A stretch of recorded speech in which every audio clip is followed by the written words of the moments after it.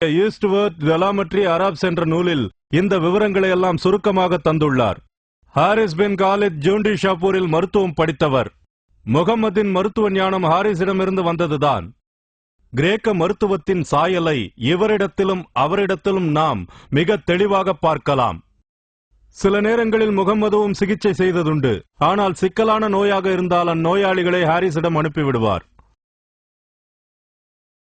முகம்மதோடு மற்றொரு கல்வி கற்ற மனிதர் காணப்படுவார். அவர் லாதின் பின் ஹாரித். இவர் முகம்மதுக்கு உறவினரும் கூட. அது மட்டுமல்லாமல் அவர் கஸ்ரோ மன்னரையும் சந்தித்திருக்கிறார். பாரசீக மொழியும் இசையும் இவருக்கு கைவந்த கலைகள். இவற்றை மக்கத்து குறைஷிகளுக்கும் கற்றுத்தந்திருக்கிறார். அது மட்டுமல்லாமல் குரானை இவர் விமர்சித்திருக்கிறார். இதை முகம்மது ஒருபோதும் மன்னிக்கவில்லை. பத்ரு யுத்தத்தில் இவர் கைதியாக பிடிக்கப்பட்ட போது இவரை கொல்லச் சொன்னார். இவற்றிலிருந்து நமக்கு விளங்குவது, மக்காவிலும் மதினாவிலும் கிபி 600 அளவில் வாழ்ந்த அரபுக்களுக்கு எத்தியோப்பியா, ஏமன், பாரசீகம் மற்றும் பைசன்டைன் நாடுகளின் மக்களோடு அரசியல் மற்றும் பொருளாதார தொடர்பு இருந்தது.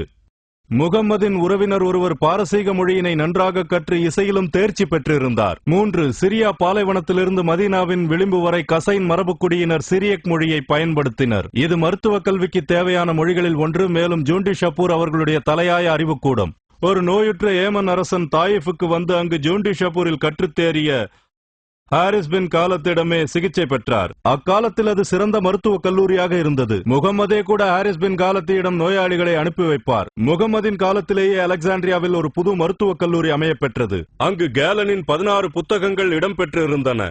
இதிலிருந்து முகம்மதிற்கும் அவரோடு இருந்தவர்களுக்கும் அரிஸ்டாட்டில், ஹிப்போக்ரட்டிஸ் மற்றும் கேலன்.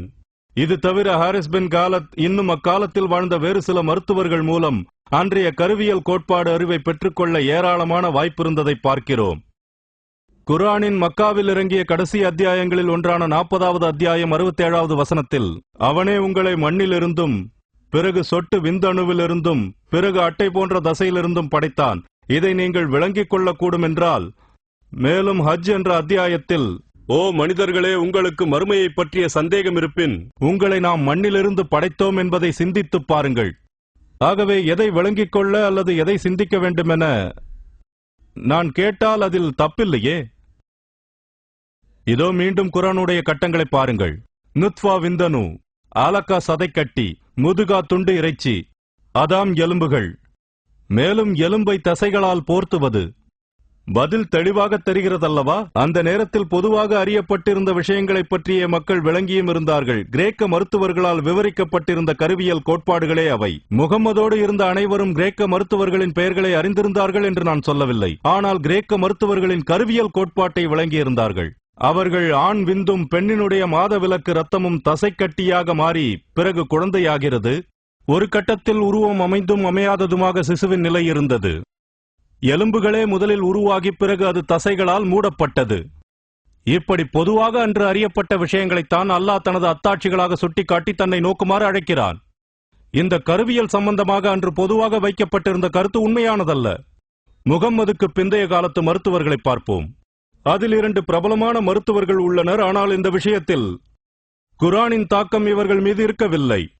ஆயினும் நம்பிக்கையும் அரிஸ்டாட்டில், ஹிப்போக்ரட்டிஸ், கேலன் ஆகியோரின் கோட்பாடுகளை கிபி 1600 வரை அக்காலத்தில் அரபுக்கள் மத்தியில் நிலவி வந்திருக்கிறது. தற்காலத்திய ஷபீர் அலி போன்றோர் கூறுவது போல, குர்ஆனின் அலக்க என்ற சொல்லுக்கு அட்டை போன்ற பொருள் என்பதை குர்ஆனுக்கு பிந்தைய காலத்தில் வந்த இந்த மருத்துவர்கள் சொல்லவில்லை. மாறாக இதற்கு நேர்மாறான கருத்தை கொண்டுள்ளனர். அன்றைய இந்த கிரேக்க மருத்துவர்களின் கோட்பாட்டையே குர்ஆன் பேசுகிறது. கிரேக்க மருத்துவர்களின் கோட்பாட்டின் ஒரு விளக்கம் போலவே குர்ஆனின் கருத்தும் இருக்கிறது. அவிசீனா என்ற அலி இப்னு சீனாவின் கருத்துப்படி 2 அம்சங்களிலிருந்து மனித உருவாக்கம் நடைபெறுகிறது. ஒன்று ஆணின் விந்து, இரண்டாவது பெண்ணின் விந்து. மாதவிலக்கின் முதல் பாகம். இதிலிருந்து அரிஸ்டாட்டில் மாதவிடாய் இரத்தத்தை என்ன சொன்னாரோ அதையே இப்னு சீனாவும் பெண் விந்து என்று பேசுகிறார். இன்றைய நவீன ஐரோப்பியர்களை பொறுத்தவரை இப்னு சீனா ஒரு மிகப்பெரிய தத்துவ ஞானி, விஞ்ஞான மேதை என்றெல்லாம் ஏற்றுக்கொள்ளச் செய்வது என்பது மிகவும் கஷ்டமான காரியம். இப்போது நாம் இப்னு கைமா சௌஜியாவை பார்ப்போம். கருவியல் சம்பந்தமாக குர்ஆனுக்கும் கிரேக்க மருத்துவத்திற்கும் இடையே இருந்த உடன்பாட்டை தன் கோட்பாட்டுக்கு சாதகமாக்கிக் கொண்டார். அவர் எழுத்து போதிய அளவு தெளிவாக இல்லை.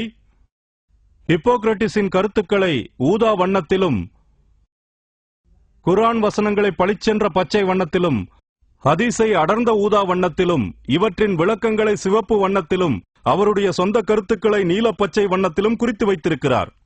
கிதாபுல் ஜின்னா என்ற நூலின் 3வது அத்தியாயத்தில் ஹிப்போக்ரட்டிஸ் சொல்வதாக இப்படி குறிப்பிடுகிறார். விந்து மெல்லிய சவ்வுக்குள் இருப்பதாகவும் தாயின் இரத்தத்தினால் அது வளர்ந்து கருப்பைக்குள் இறங்குவதாகவும் குறிப்பிடுகிறார். சில சவ்வுகள் ஆரம்பத்திலேயே உருவாகின்றன, மற்றவை 2ஆம் மாதத்திலும் வேறு சில 3ஆம் மாதத்திலும் உருவாகின்றன. இந்த கருப்பைக்கு ரத்தம் இறங்குகிறது என்ற வார்த்தையை ஹிப்போக்ரட்டிஸ் கண்ணாடி ஒளிவில்லையில் நாம் பார்த்தோம். இதையே கடவுளும் குர்ஆனின் 39வது அத்தியாயம் 6வது வசனத்தில், அவன் உங்கள் அன்னையரின் வயிற்றில் 3 இருட்திரைகளினுள் ஒன்றன் பின் ஒன்றாக உங்களுக்கு வடிவம் கொடுத்துக் கொண்டிருக்கிறான். அதன் பிறகு தன்னுடைய சொந்த கருத்தை சொல்கிறார். இந்த ஒவ்வொரு சவ்வும் ஒரு இருளுக்குள் அமைந்திருப்பதால் படைப்புகளின் படித்தரங்களையும் ஒரு நிலையிலிருந்து இன்னொன்றுக்கு மாறுவதையும் குறிப்பிடும் இறைவன் சவ்வுகளுக்குள் உள்ள இருளையும் சுட்டிக் காட்டுகிறான்.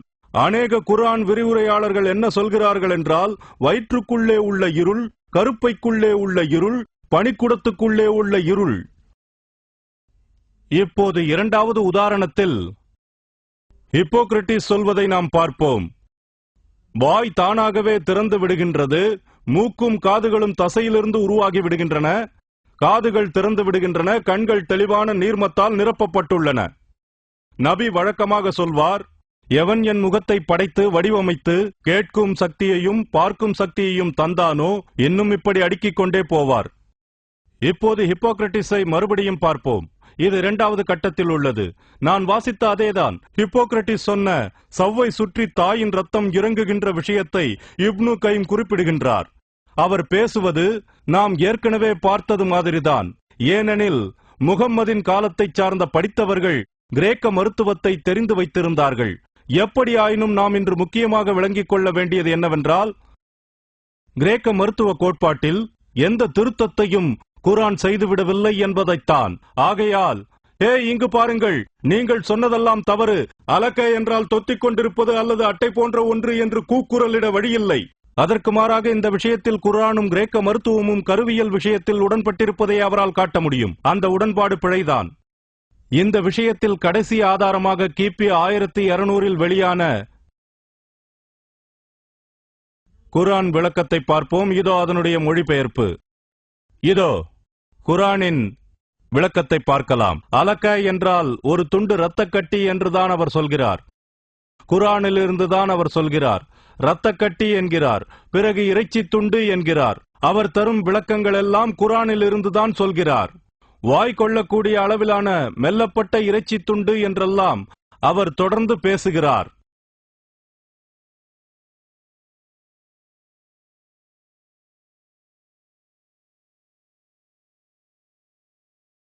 இந்த ஆய்வின் துவக்கத்தில் நான் குறிப்பிட்டது போல, கட்டம் கட்டமாக கரு உருவாவது என்ற கோட்பாடு நவீன காலத்தைச் சேர்ந்ததே.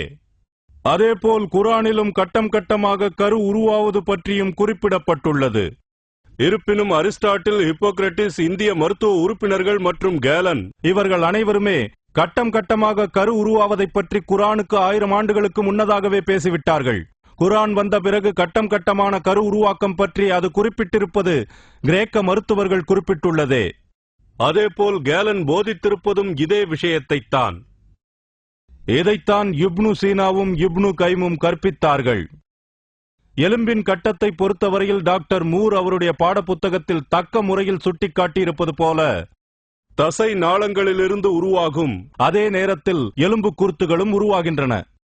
மொத்த எலும்புக்கூடும் உருவாகிவிட்ட பிறகு அதனைத் தொடர்ந்து தசைகள் எலும்பை சுற்றி போர்த்த ஆரம்பிக்கின்றன. அதே போன்று அலக்க என்றால் கட்டி என்றுதான் குர்ஆன் தெளிவாக குறிப்பிடுகிறது. ஒரு குழந்தை உருவாவதில் ஒரு பெண்ணின் பங்களிப்பு என்பது அவளுடைய மாதவிடாய் ரத்தம்தான் என்று முகம்மது சொல்லி வந்ததை அவர் காலத்து குறைஷிகள் செவிமடுத்துள்ளனர். ஆகவே இப்போது ஒரு முடிவுக்கு வரலாம்.